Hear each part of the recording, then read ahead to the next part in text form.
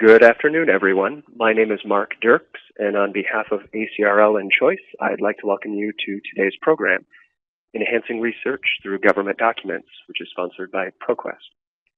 Today's presentation is one in a series of sponsored webinars from ACRL and Choice that addresses new ideas, developments, and products of interest to the academic library community. Free to users, these structured 60-minute live presentations provide the opportunity for interactive discussions of important new issues and developments in academic librarianship by librarians, vendors, authors, and other interested stakeholders. Before we get started, I'd like to point out a few features of the webinar software. In the main area of the screen, you can follow along with the presentation materials. Along the left-hand side, you will see a chat panel that you can use to submit questions or comments. We will spend some time responding to your questions during the program, so please feel free to submit questions throughout. You'll also see a separate chat box for technical questions. You may use this feature to bring up any technical difficulties you may experience.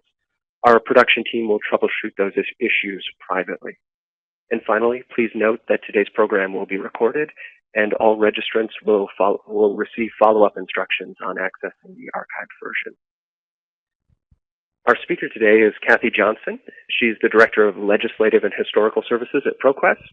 Kathy joined ProQuest in 2011 with the acquisition of the LexisNexis CIS product suite. She's curated government information for more than 35 years and has brought many successful products to market, including ProQuest's latest congressional product, Regulatory Insight. At this point, we're ready to get started, so I will turn it over to you, Kathy. Hello. As many of you already know, probably most of you know, historic and current U.S. government documents offer researchers an opportunity to gain insight into laws and regulations that impact individuals across all sectors of society and produce a wide variety of document types. I'm going to touch today on executive branch documents, but many of the documents that I'm going to talk about are congressional publications. When Thomas Jefferson approached the Library of Congress about selling his library to Congress, he was asked what topics he thought Congress would be interested in, and he said, "I do not know that it contains any branch of science which Congress would wish to exclude from this collection. There is, in fact, no subject to which a member of Congress may not have occasion to refer." So today, when we're asked what topics congressional publications cover, we can say that congressional publications touch upon all the issues of the day. In this webinar, I'm going to provide examples of specific government documents that can be used in various research areas, including history, Native American studies, financial regulation, African American studies, environmental protection, and women's studies. And I'm going to have a focus on how our understanding of the past informs our understanding of the present. So let's begin with government documents from our nation's earliest years. A new nation. The first document I'm going to talk about, which is from the serial set collection, is a painting of Lord Cornwallis surrendering at Yorktown in 1781. This painting hangs in the U.S. Capitol. It was painted by a famous painter, John Trumbull, and purchased in 1820. Although painted early on in our nation's history, this painting, with its dignity, its dramatic sky, its well-balanced composition, is representative of an emerging mythology of the American Revolution, in which the founding fathers are not remembered as revolutionaries, but as the legitimate heirs. The serial set includes many depictions like this, which could be described as museum-class art, but a little later we'll talk about some other kinds of art that I would describe more as documentary, where they seek to document some event or some period of time or to explain something. So we'll talk about that a little bit later. But let's look at some of the other items on this page and see if we can start honing in on some of these themes, try to give some specificity to our notion of the mythologized national origins, and start to bring a little life into this. If we look for information on African Americans, we'll find it, although we have to look for it. There's a document in this slide from the first census in which we can find information broken down by race and by status of servitude. If we look for information on Native Americans, we'll find it, although it will typically be presented from the Euro-American view. But here's a manuscript written by George Washington approving an additional article to a treaty with the Five Nations Confederation of the Iroquois. These early documents shed light on the emergence of presidential powers.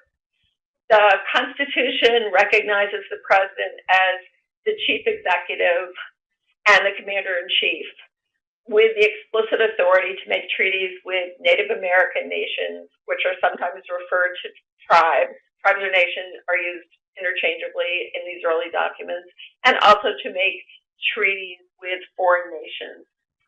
There's another document on this page that's entitled Prisoners at Algiers. And this is an interesting one because independence from Britain meant that the United States was no longer protected by treaties or agreements between the British and the North African states.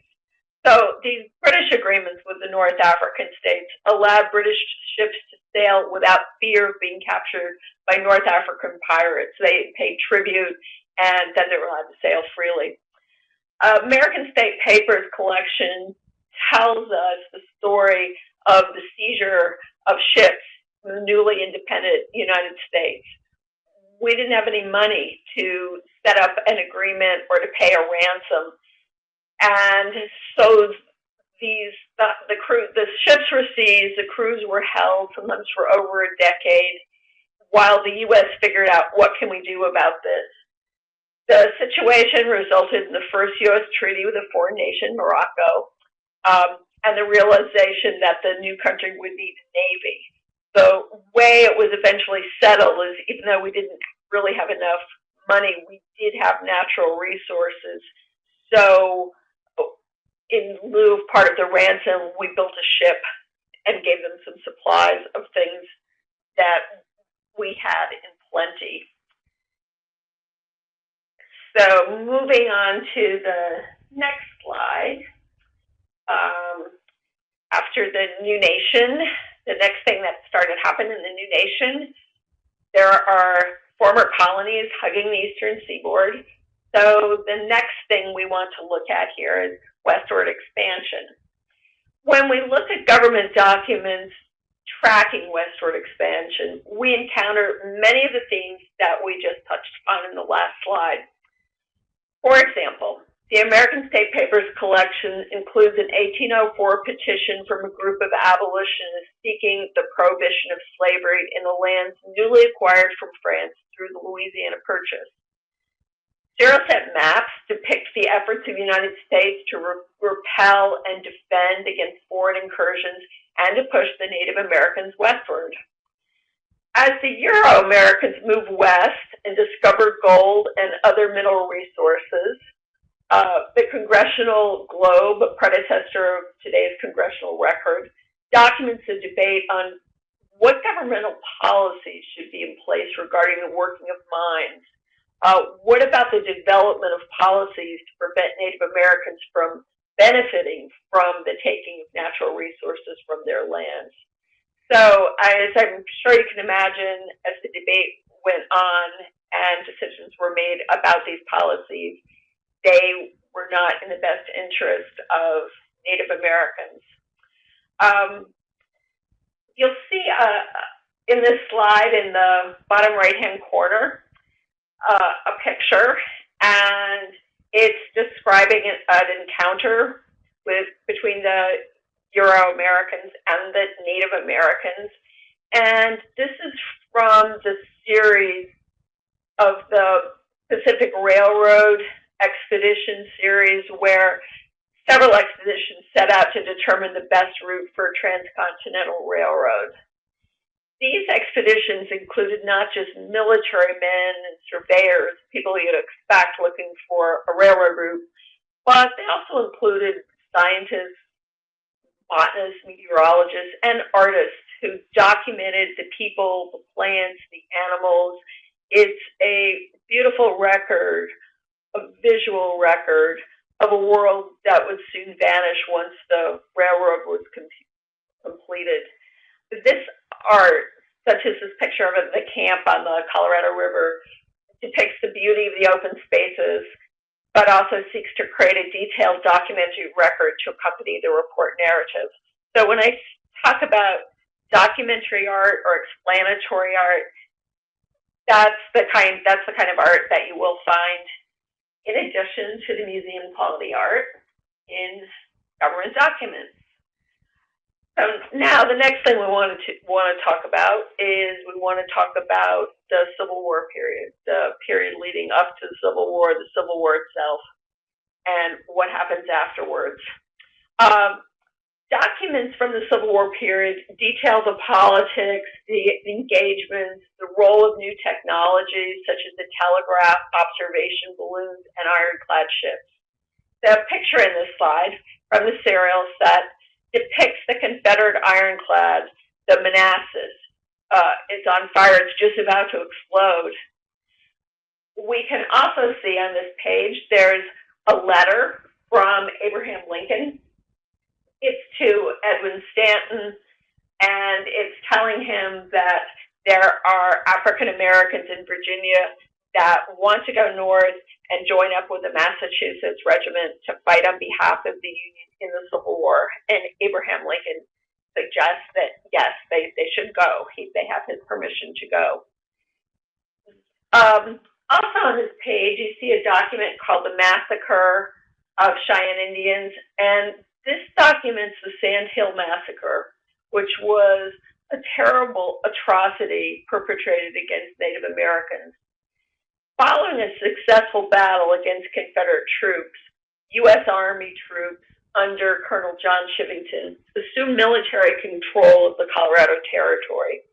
On November 29th in 1864, Colonel Chivington and his troops attacked an Indian village, despite the fact the Indians were known to be friendly and the chief Black Kettle was flying a white flag, as he had been told to do. Most of the men were absent from the village, out hunting or doing whatever they did on an ordinary day because they believed they were at peace.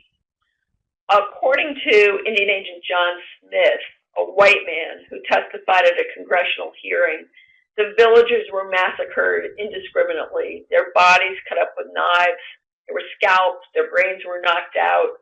And this happened to children as little as 2 or 3 months old, and the women, everybody was cut to pieces. Although this atrocity is documented, no action was taken against the perpetrators. In this other document on the page, however, the one about the steamer Blanche, there was action taken. A court-martial was taken. So what happened in this one, Charles Hunter, the commander of the U.S. war steamer Montgomery, pursued a blockade runner that had left from a Confederate port in Texas and was carrying cotton. And the ship with the cotton, the Confederate ship, managed to get into the Spanish territorial waters of Cuba. It was flying both the Spanish flag and the English flag, and it was still carrying a load of cotton from the insurrectionary court. And events occurred. Charles Hunter's ship was involved, and the Blanche was destroyed.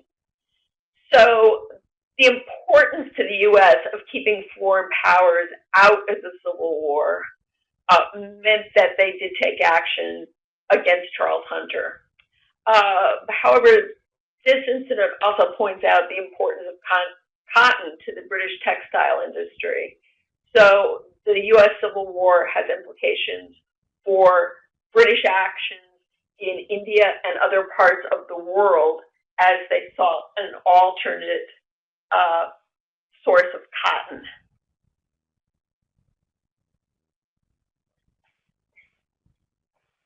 So we're going to move on to the next slide.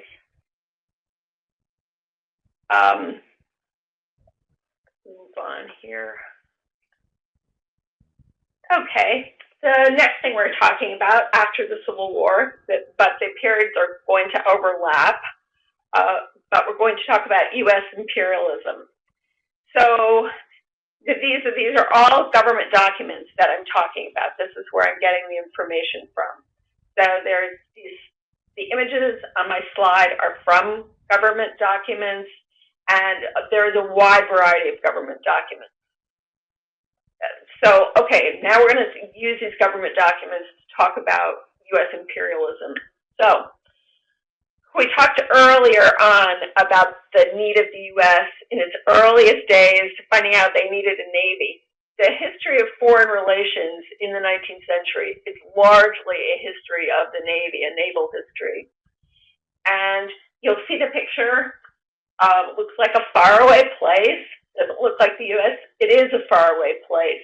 This is the expedition of Commodore Perry to Japan in the 1850s.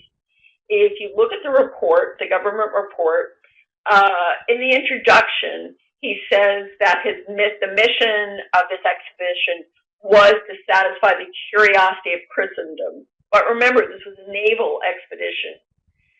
This isn't from some scientific organization or something. It's the U.S. Navy. And this picture is another example of what I would refer to as documentary or explanatory art, because when Perry went on this expedition in the 1850s, he took artists with him that were sketching what they saw, things that people had never seen before. Japan in particular, had been really isolated from the rest of the world. So despite the fact that it's a military expedition, the volumes actually do touch upon topics put forth in the introduction as topics about which the U.S. is said to be curious. They want to know about the form of government, the administration of laws, the domestic institutions, which, despite Japan's self-imposed isolation from the rest of the world, the U.S. acknowledges these have attained a high state of civilization, refinement, and intelligence that invite us to further investigate. Other topics of curiosity were things that were intended to satisfy the curiosity, and I'm quoting here, it's the student of physical geography, the naturalist, the navigator, the man of commerce, the ethnologist, the scholar, and the Christian. The interest of the Christian is specifically tied to the desire to better understand the non-Christian beliefs, and it specifically says this in order to convert the non-Christian believers to Christianity. Some of the other topics, why they want to know these things, is not stated as explicitly, but the curiosity for intellectual enlightenment exists so that specific actions may be taken in a wide variety of areas, and they're always in the interest of the U.S. There are many government publications related to the policies of U.S. imperialism that provide details on a wide variety of cultural and socioeconomic issues, all from the American perspective, with rich details on places occupied by U.S. forces at various times, such as Hawaii, the Philippines, Cuba, Panama. So moving on to the next slide. A number of things we've talked about have had to do with inventions and innovations, particularly so far we've talked about changes in transportation. Now, many events that we've already talked about would have turned out a lot differently if there hadn't been innovation in weapons of war. And the motivation of the players in a lot of these events would have been different without technological advances in agriculture, industry, mining. Now, in executive branch documents, the Commerce Department put out a lot of publications on specific industries that can be used to study broad industrial sectors or to look at the cultural nuances of specific innovations, such as the introduction of sound into movies, which meant that audiences in different countries could no longer understand films unless the films were titled or dubbed. Before there were talking pictures, silent films presented themselves as a more universal art form where the art was conveyed by human expression. The introduction of language made the films more obviously German or American or films of a specific country. And many countries then began to view that the appropriate response should be for them to develop a movie industry that reflected their own nationalistic tendencies. Touching upon a couple of our other themes that we're tracing, in this slide, the picture of George Washington Carver, the noted African-American botanist and inventor, taken from a 1962 Yearbook of Agriculture, indicates how the theme of innovation and invention touches upon the African-American story. Just as this 1921 Women's Bureau Bulletin touches upon the women's studies theme. This 1921 pamphlet on women's contributions in the field of invention seeks to debunk the theory that, well, yes, some women have made discoveries, but those are very rare. One or two brilliant people come up with something, but women didn't really have the wherewithal to do this on a consistent basis. And this study says, well, no, that's not true. They did a study of the records of the U.S. Patent Office on the contributions of women to measure the number of patents and analyze the quality of all of the inventions of women within a given time period. So this study concludes that while the actual number of patents granted to women was still small, their rates were increasing, the range of women's increasing activity in the field of invention extended from the home into the most important branches of industry, commerce, and science, and that the inventions of women were not confined to minor accessories in each field of activity, but in many cases made contributions to basic processes and substances. The report pointed out, during periods of war, women have always been engaged in the manufacture of arms and ammunition. So therefore, they found it unsurprising that during World War I, women inventors made material contributions to the weapons and agencies of warfare. The patents for ordnance, firearms, and ammunition included an incendiary bell, a railway torpedo, a submarine mine. Let me move to the next slide. Kathy, this is Barb. I do have a comment and request from one of the participants that if you could, and I know you're doing this on some of your documents that you're showing here, but they're interested in knowing where you got these documents from. So if you got them from American State Papers or a research report or whatever, that would be helpful to them to know where you found these materials. Okay, I'll try to do that as I go.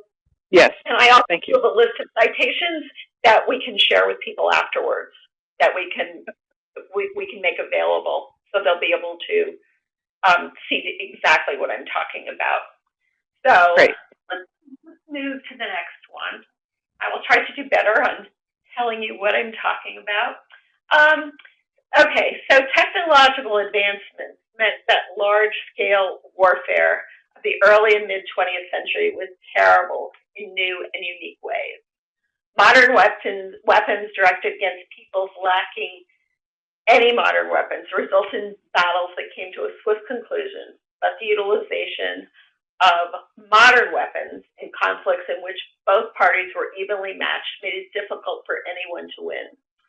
So the slides I have on this page, there's an executive branch documents report on the medico-military aspects of the European War. So that one would give detail on information about a foreign country. So we'd be able to find out, even though it's in a U.S. document, there are details on reorganization and equipment of armies, transportation, treatment of the wounded, hospital and field conditions, and common injuries, data on rifle characteristics, British casualties, dental services, disease incidents, and French rations, as well as details on the U.S. military that contain statistics by race. The map on this page is the Second Battle of the Marne, and it is from the serial set. I also want to talk on this page about the participation of Native Americans, African Americans, and other minorities who contributed to the war effort, and their contribution did result eventually in some improvements, some gains in the struggle for civil rights. There is one document here also that has to do with, it's a hearing, and it's talking about facilitating the admission of husbands, wives, and children of U.S. men and women who served the armed forces during World War II.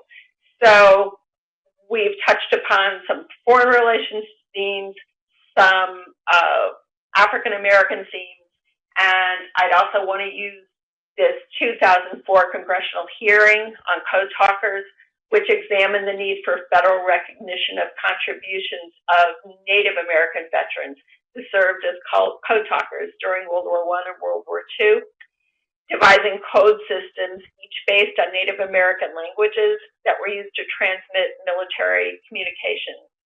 These codes utilized in World War I and II were never deciphered by enemy forces during the war. But this kind of underscores my point that, yes, gains in recognition were achieved, but this hearing is in 2004, and it's talking about things that happened in World War I and II. The next topic I'm going to talk about is the Cold War. And there are the documentation for the Cold War. It covers military conflicts such as the Bay of Pigs invasion. And you see here, there's a Legislative Research Service report on that. And it also covers mutual security assistance programs. And you can see here that there's a picture of people, they look like they're gathering hay or wheat or something like that.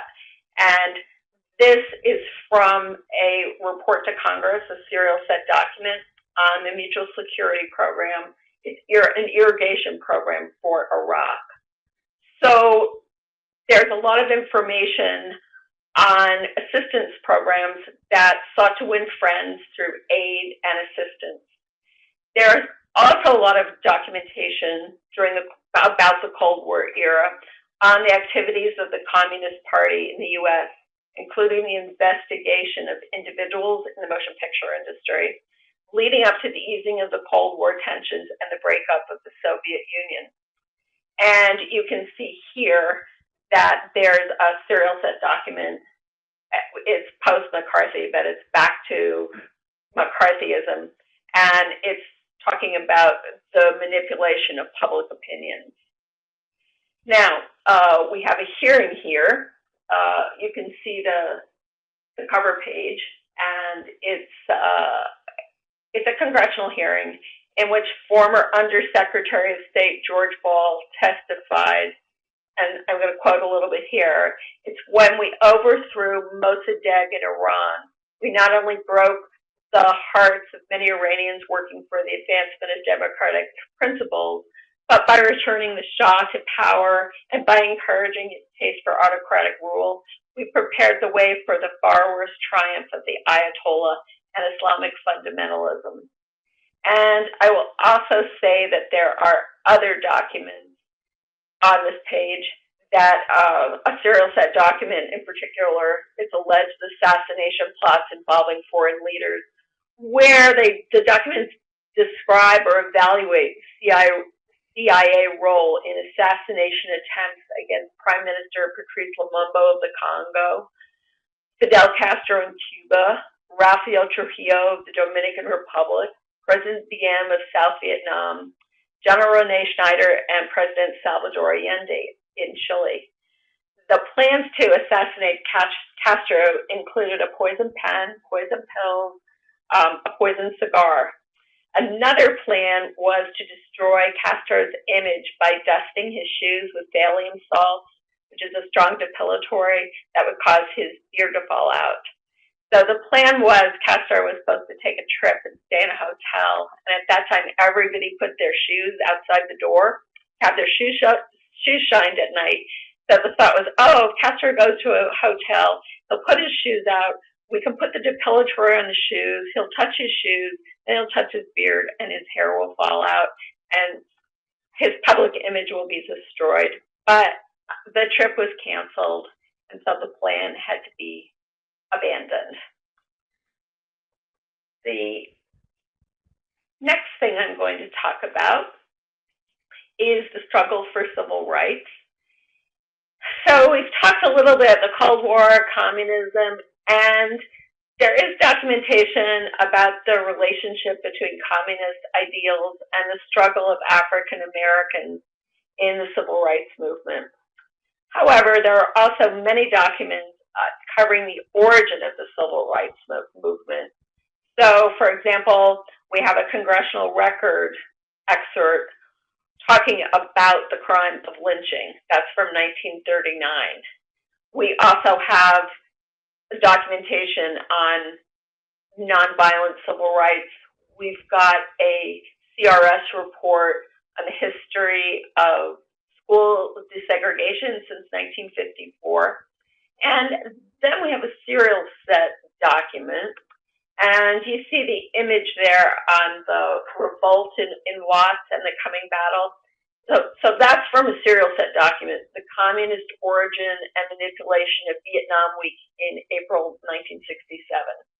The organizers of the conference admitted that representatives of a number of communist organizations took part in the conference, and that 3 communist organizations had literature tables set up in the lobby of Kent Hall at the University of Chicago, where the conference was held. An example of the literature is a brochure published by the Black Liberation Commission of the Progressive Labor Party entitled The Revolt in Watts and the Final Battle. The final paragraph of this brochure read that the Black people of South Los Angeles possess a weapon more powerful than 22,000 guns, and Black people can choose their own time and places of battle. The organizers of Vietnam Week hoped to encourage widespread mass demonstrations against the Vietnam War. But the point I wanted to make here, instead of just seeing this brochure all by itself out of context, you can examine this brochure in the context of all the other things that show what was going on at the time or what had led up to the situation. So it's not viewed in isolation.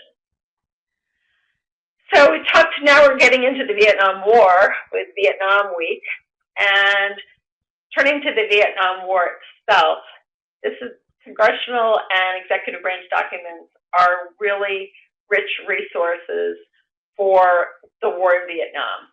They include the impact of the war on African Americans. There's a hearing here that we mentioned on post-traumatic stress and African American veterans and communities. We can find out about the build-up, the contemporaneous issues, lessons learned that make it possible to examine the war closely from different perspectives. So here's a congressional study mission report, and it was actually the same report. It was actually issued as a serial set volume, and it's actually also issued as a committee print, the same thing.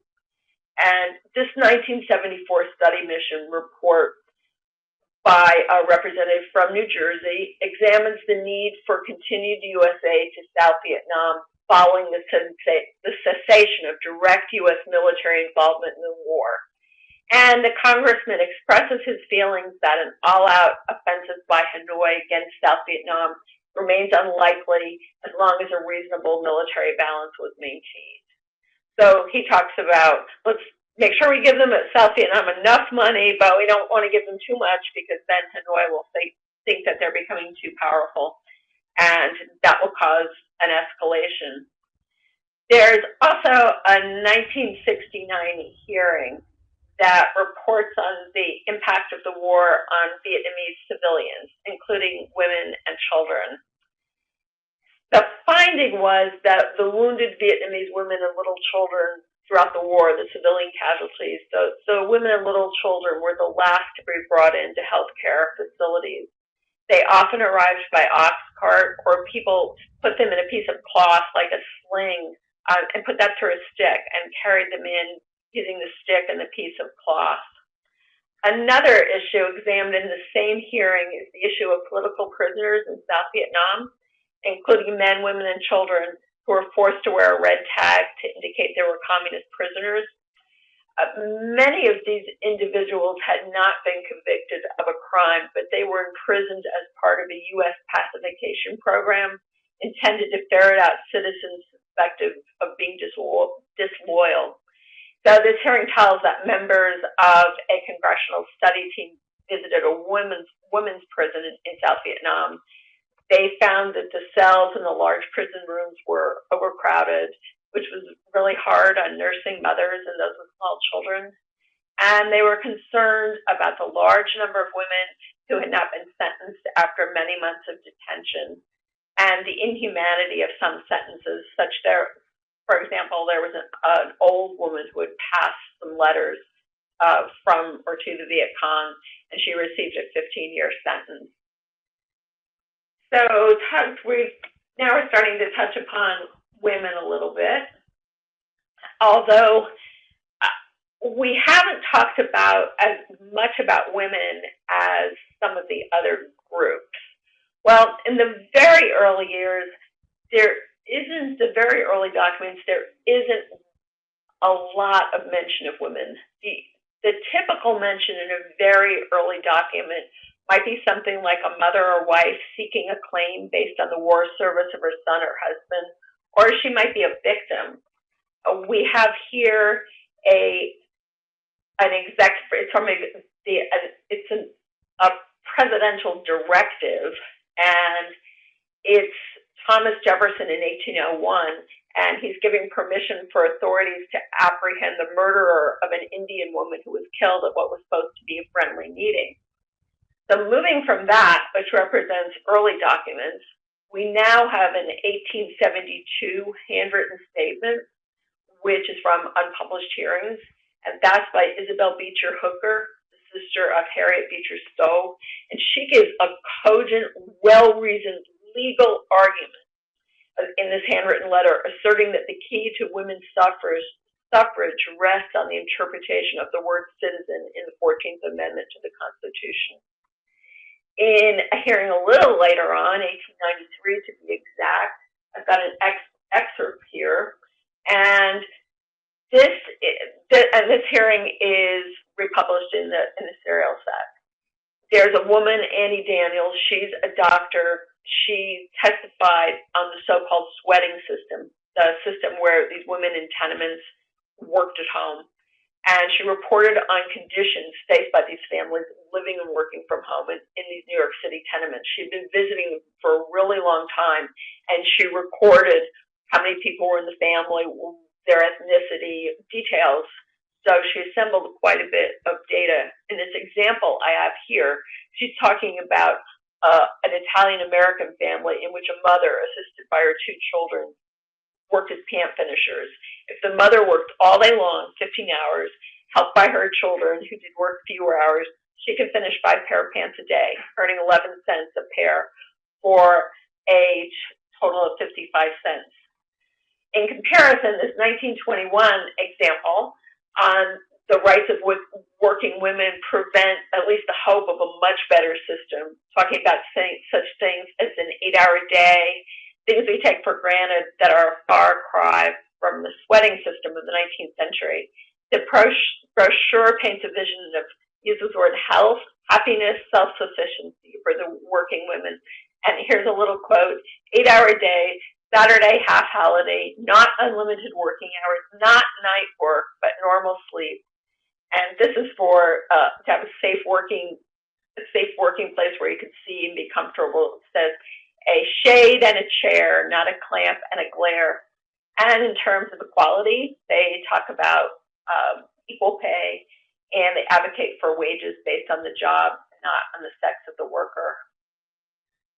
There's also finally a picture of a group of women at the Congress of American Women, and that one is presented as in a document. It's a serial set document. It's a report, and it has concerns that these women are participating in international communism, and so of course they're viewed by with suspicion there. Previously in today's presentation, we have touched upon land use in connection with the Indian removal policy and the extraction of minerals. But as the Indian removal policies move toward their conclusion, the idea of preserving some of the lands formerly occupied by Native Americans as parks, and so that people can conserve the scenery, natural and historic objects and wildlife, so that everyone can enjoy this and future generations can enjoy it. The photograph you see here, the women riding horses in Glacier National Park, it's from the 1917 annual report of the National Park Service, which was the first report issued by the newly established Bureau. It shows a group of women riding horses at Glacier National Park. It presents the landscape as an uninhabited space, which it now is, and it's intended that the parks will have a special meaning in the shared memories of Euro-Americans, not just Native Americans. And although the National Parks experience is meant to evoke the pre-industrial past, the parks were designed with tourism in mind. And in this 1907 report, the Park Service says that they supply free automobile guide maps, and that they expect the fee for automobiles to be a source of revenue. So the idea was, well, now that their families have cars, we could have family tourism and encourage people to drive to the national park. This might be a good point to comment on the increase in environmental pollution problems, which of course include problems related to the increase in motor vehicles, as well as a multitude of other factors. And I'd also like to point out that some of these things are specific to a locality. For example, there's a serial set map on a pollution abatement plan for the Ochlockonee River. I hope I said that correctly. And then there are global issues such as global warming that's discussed in this CRS report. There's also an example of a hearing on this page. It's a 2003 hearing, and it discusses the impact of Endangered Species Act on farmers and ranchers, which has been in the news. At this hearing, representatives from the American Farm Bureau Federation, National Cattlemen's Beef Association, National Wilderness Institute, and Environmental Defense Fund discussed their differing perspectives on this issue. This is really the great thing about hearings, because they offer differing viewpoints on all of the issues of the day, and these arguments are presented in non-legal conversational language that's easy to understand. So someone could go into this and read the hearing and maybe have some insight into some of the things that they're learning about in the news. And switching gears a little bit, I want to talk for a moment about financial regulation. And in the newspapers today, there's a lot of talk about Dodd-Frank in the news. And things come up that people hearing the news might not really know a lot about. But one of the things that comes up in the news is there's mention of the Glass-Steagall Act, provisions enacted in the 1930s to improve financial sector safety and soundness, including provisions to prevent commercial banks, the banks where you deposit your money, from affiliating with securities firms that take riskier investments. Here you can see a serial set report, a House report, and you can see Mr. Steagall's name on there because he's the chairman of the committee. And there's also an example here from a hearing in the 1930s where J.P. Morgan, an investment banker, is talking about how important investment banking is and don't want to have any restrictions that are going to make troubles for investment bankers. And then you can fast forward in time, And you can look at what happened at the time the Graham-Leach-Bliley Act, which was signed into law by Bill Clinton. You know, what happened at that time? Because they repealed some of these provisions. And at that time, you can read in a hearing that Ralph Nader testified that repealing the restrictions between commercial and investment banking would create a situation where there were banks too big to fail. So he advised Congress to listen to the words of former Federal Reserve Board Chairman Paul Volcker, who cautioned about too big to fail problems. And on the right-hand side, you can see, following the enactment of Dodd-Frank, you can look at the Federal Register article that talks about the creation of regulations to implement the rule known as the Volcker Rule. And if you want to understand this, get an introduction, a higher level to this whole issue so you know where to dig in. There's a CRS report that came out that explains it to you. It's systematically important or too big to fail. The last topic I'm going to talk about is 9/11 and terrorism. And after this slide, I have one more slide that will wrap up. And I would just like to point out that 9/11 and terrorism involves both domestic and global issues.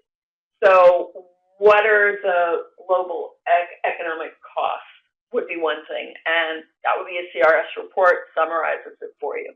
The Congressional Record has a statement that asks, did our intelligence services neglect to look at the Saudi Arabia link before 9/11? Then there's the legislative history of the U.S. Patriot Act, which is in the news a lot, of privacy issues, that kind of thing. And the last thing I wanted to talk about on this slide is a hearing, and it's from 2010, The Evolving Nature of Terrorism. And in that hearing, the House Homeland Security Committee Chairman, Benny Thompson, reviews how are we doing on this, and he says, well, it's really good that we haven't had a terrorist attack of the magnitude of 9/11, but he states that regrettably one vow that some have shamefully and very publicly broken was our vow to maintain respect for religious freedom.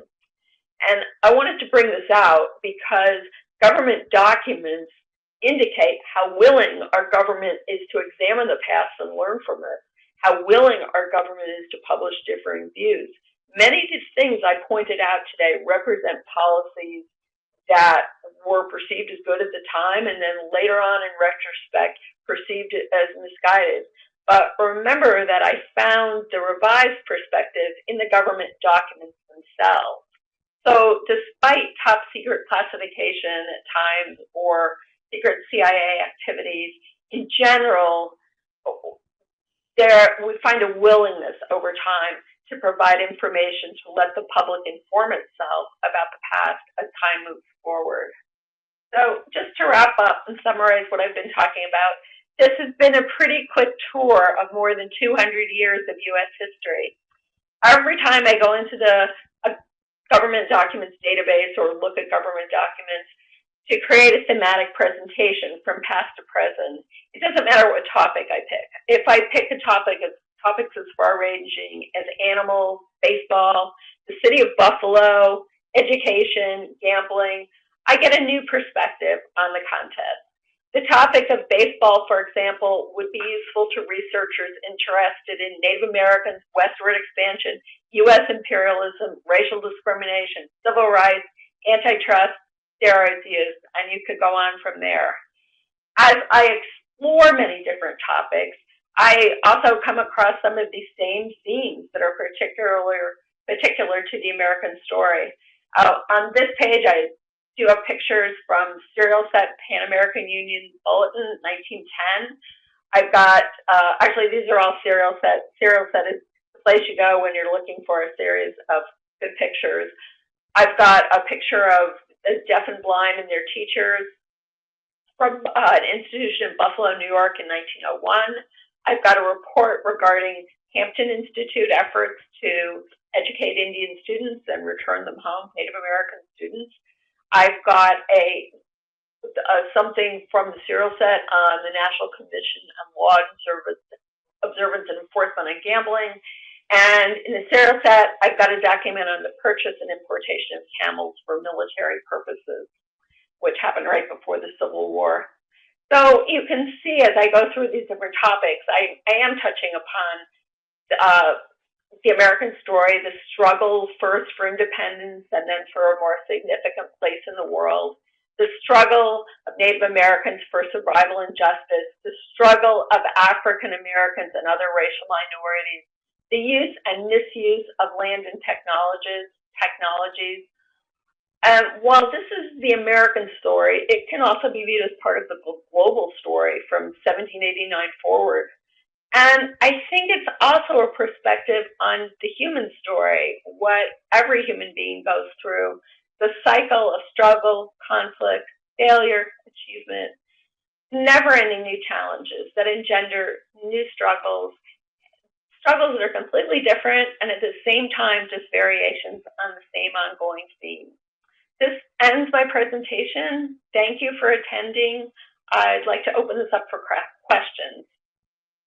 Okay, so Kathy, we did have a couple of questions in while you were speaking, and I would like to, and we won't be able to get to all of them, but I do have a few I think would be important for everyone to be able to get answers to. So you mentioned a lot of different kinds of government documents and document types.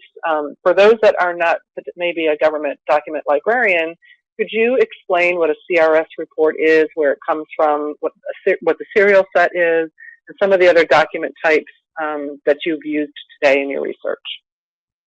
Sure, and I have seen questions floating through here. Can I only get these from ProQuest? These are public domain documents. We do have a collection that has them all in one place. But some of these things I've talked about, you would be able to find in other places if you have the title for it.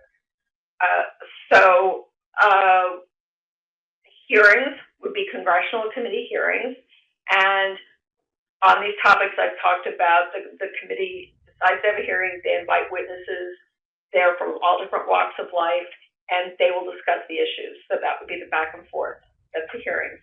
Then there's serial set, and serial set is really House and Senate reports and documents. However, in modern times, many of them might be as dry as they sound like they would be. But when you go back to the historic serial set documents, at that time, Congress thought it was very important to have a record of so many different things so it wouldn't get lost. So the further back in time you go, the more varied, even though it's called a House or Senate report or document, it could have information in it that would really surprise you, that you would never think to find there. There are committee prints. So if a committee were holding a hearing or doing something else, they could issue a report to kind of summarize the issues. And there are also miscellaneous congressional documents of various types of documents.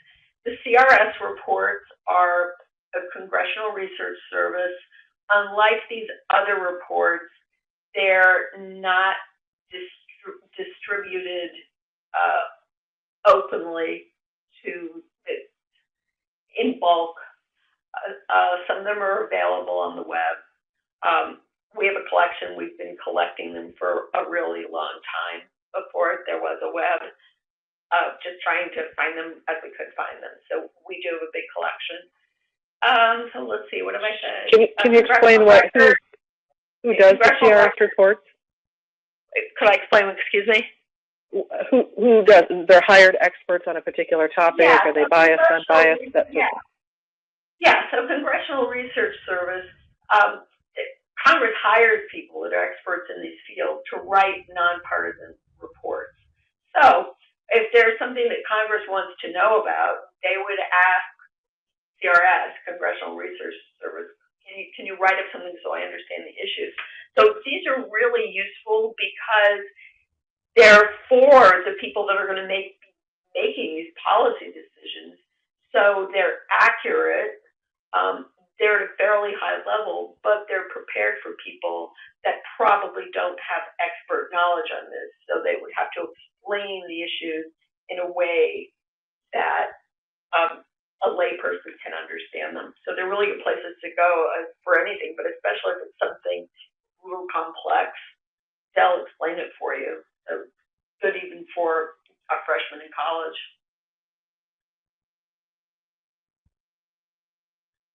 Okay, and then congressional record and executive branch documents. Okay. Maybe touch on those as well.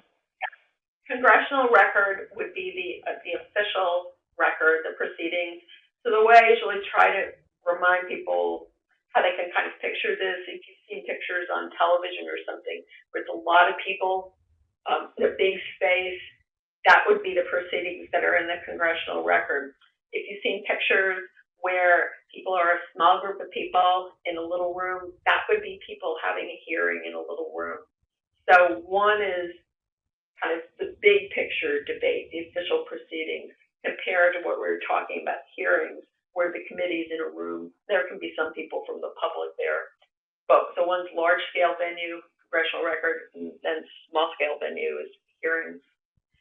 Executive branch documents would be the documents the agencies put out, but some of them are also in the serial set. So I just told you that the serial set is House and Senate reports and documents. So how can that also be a report from the National Park Service? It's because, particularly in the past, Congress would decide, oh, these annual reports are really important. We want to make sure they don't get lost, or that we want to make sure they're preserved. So we'll republish them as a House or Senate report or document to make sure that they're preserved. I think that's it, right?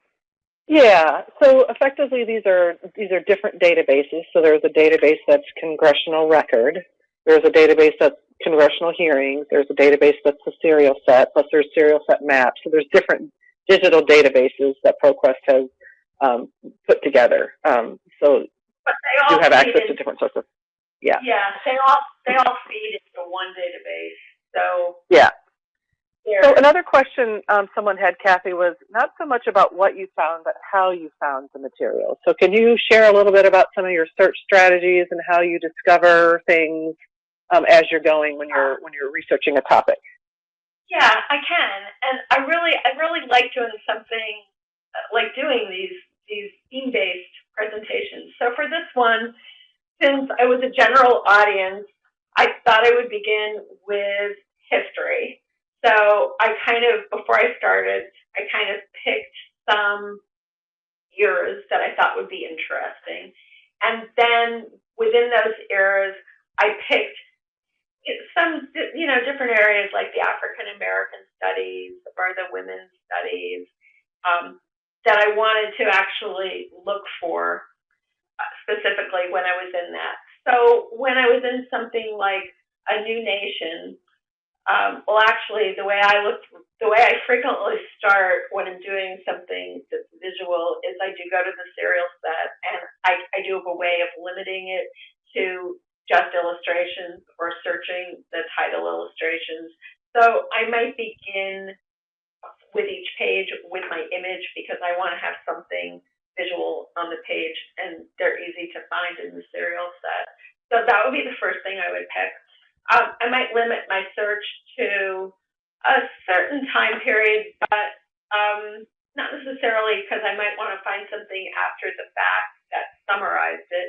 And then I usually just do a keyword search. I mean, when I was doing something for the American Story, when I got to the early ones, in that case, I was looking for really early documents, so I did limit my dates. And like the one on the Indian woman, I searched for women within that date and date range, and just scrolled through the titles. And a lot of them, as I expected, were those petitions. But then I came across this one about an Indian woman, and I thought, oh, well, this fits my theme, so I'll stick with this. So it's thinking about it by the date. Thinking first about my overall search is just going to be, I'm interested in things about, Westward Expansion. So I'm doing a pretty general search. I might pick something I know about in history and just go there. And then within that time frame, then I start looking for things like searching on the subject term is that we have is Black Americans, or I might search in the full text and look for anything that mentions the word Negro would be something I might do. So it's kind of a combination, but I have something that I'm interested in. I kind of wanted to, since you asked about this, like for example, the one on baseball, that one was really interesting. I was looking for mentions. So I did do a full text search to find instances where baseball was mentioned in conjunction with things about where Native Americans during the Indian removal period were in a fort and they were playing baseball, and what did they say about it? So that would be something where I wanted to get beneath the surface because I was doing one specific topic as opposed to today where I'm trying to look for these big themes, and that something like that, I would pick words and I would do a full text search, get into it. Great. Okay, great. Another question? Thank you so much. I would like to take a moment here to give Kathy a virtual round of applause for spending some time with us today and sharing some great information on government documents. We appreciate your taking the time to present to us.